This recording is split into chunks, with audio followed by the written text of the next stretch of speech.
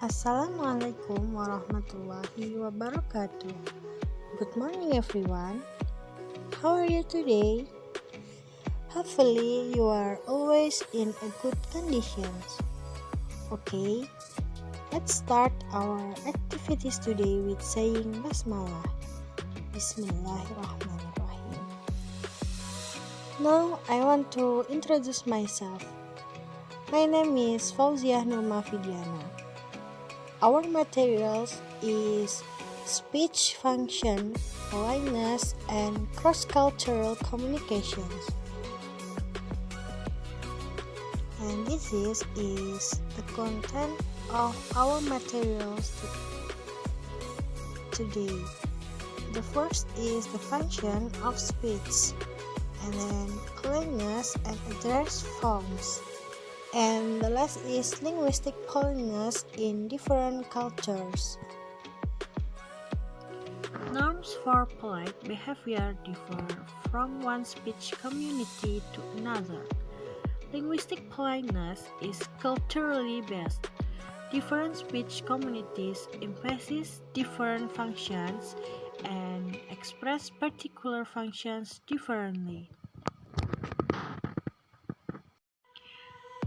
Okay, the first is the function of speech. Example: Good morning, Sue. Lovely day. Yes, it's beautiful. Makes you wonder what we're doing here, doesn't it? That's right.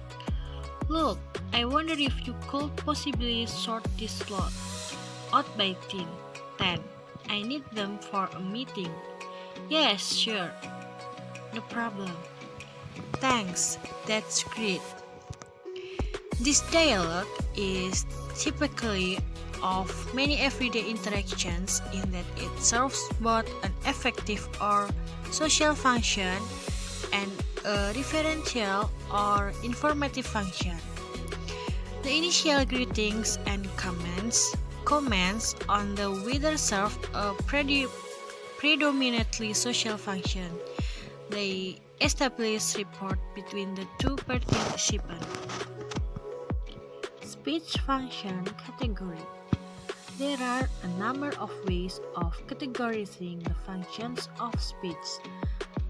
The following list has proved a useful one in sociolinguistic research. Number 1 is expressive. Utterance express the speaker's feelings. For the example, I am feeling great today. Number 2 is directive. Utterance attempt to get someone to do something. For the example, clear the table. And the next, number 3, is referential. Utterance provide information.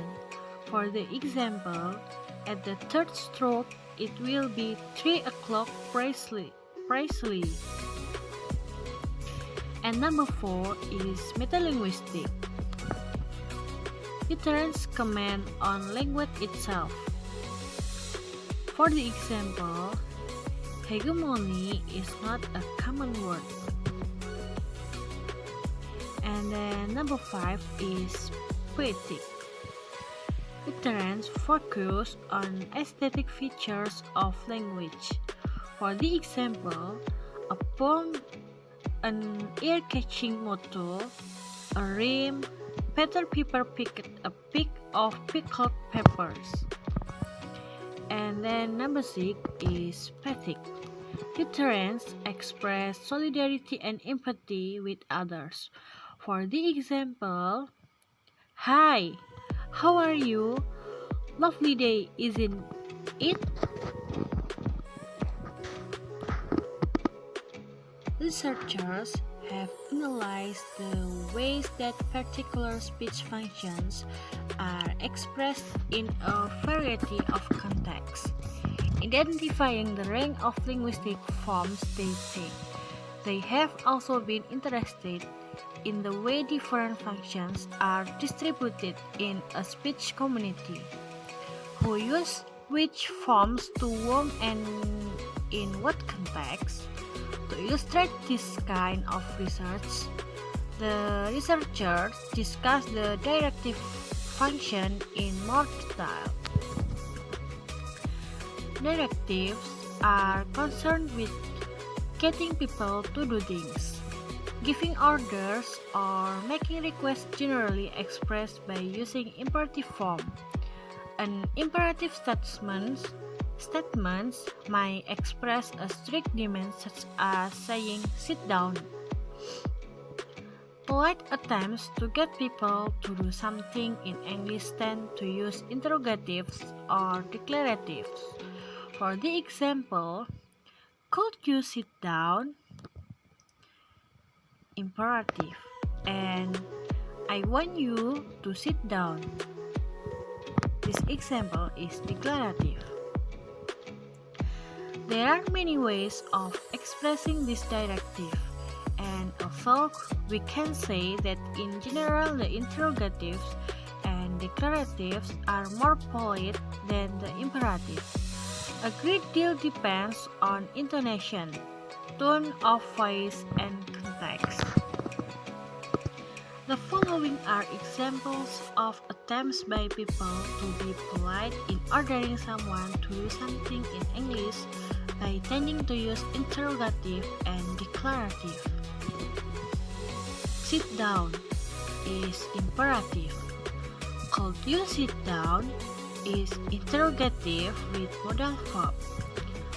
And then when you sit down, that is interrogative with negative modal.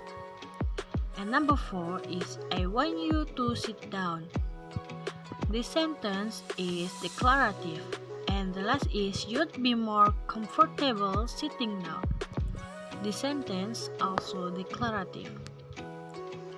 There are many ways of expressing this directive, and although we can say that in general the interrogatives and declaratives are more polite than the imperatives. A great deal depends on intonation, tone of voice, and context. There are some factors which affect speakers' choice of the appropriate forms of directives. The first is social distance between participants. And number 2 is relative status. Number 3, formality and status. And number 4 is routineness or reasonableness. And the last is gender. And the second is politeness and address forms. Being polite is a complicated business in any language.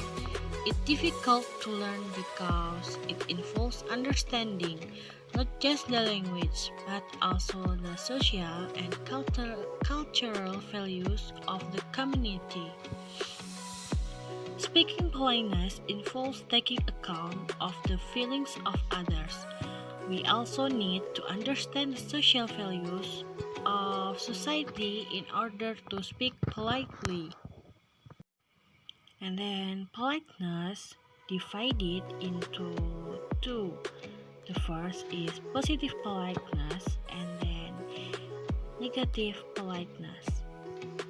Positive politeness is solidarity oriented. It emphasizes shared attitudes and values.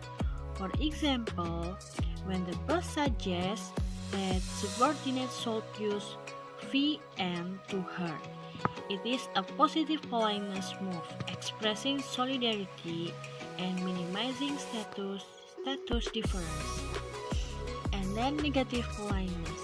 Negative politeness pays people respect and avoids intruding on them. Negative politeness involves expressing oneself appropriately in terms of social distance and regulating status difference. Using TLN or title plus last name to your superiors and older people that you don't know well are the example of the negative politeness. Being polite may also involve the dimension of formality. For example, In a formal situation, the appropriate way of talking to your brother will depend on your roles in the context. If he is acting as the judge in a law court, then calling him Tom will be considered disrespectful, while at the dinner table, calling him Your Honor will be perceived equally rude. And the type of relationship involved in social distance is another factor of being polite. For example, shopkeepers and customers may exchange mutual TLN even they have known each for a long time. And the last is linguistic politeness in different cultures. Learning another language usually involves a great deal more than learning the literal meaning of the word, how to put them together, and how to pronounce them. We need to know what they mean in the cultural context in which they are normally used, and that involves some understanding of the cultural and social norms of their use. For the example, when Rebecca arrived in New Zealand from Nottingham in England, she and her family were invited to a Christmas party at a neighbor's house. Bring a plate, she was told, and thinking her hosts must be having a very big party if they expected to run out of plates. She obliquely broke forth empty ones. When she arrived, she was embarrassed to discover that bring a plate meant bring a contribution to the food. Fortunately, she had some flowers with her to cover her confusion. These examples illustrate the ways of expressing the same speech act may differ quite markedly from one culture to another. There are sociolinguistic rules for polite acceptance and refusal which differ cross-culturally. For example, in some cultures, there are very general value formulas such as I am busy, that like I am afraid, which are perfectly acceptable, but in many Western communities, people expect to be provided with more specific reason for refusal. I think enough for our material today. Thank you very much for your attention and watching this video. Akhiran, wassalamualaikum warahmatullahi wabarakatuh.